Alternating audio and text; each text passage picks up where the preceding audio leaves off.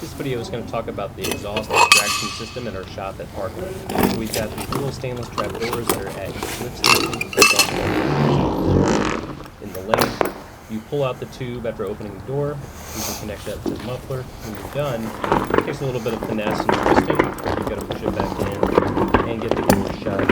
Each of the little flaps are in down. That should fix that. Once you've got that connected to the muffler, locate the proper fan control box. They are labeled. Here they are with the label on the front. I'm going to turn the lights on. I should put a fan kick on, and I should go verify that I have the power button. Over here is the other box for the lineup of in-ground lifts. To the left of that, then, there's also a bunch of additional hoses and accessories. If I had a V8 or a dual outlet car, I'm going to have to come here to get some additional hoses. Over by the alignment racks on the north side of the shop, there's another run.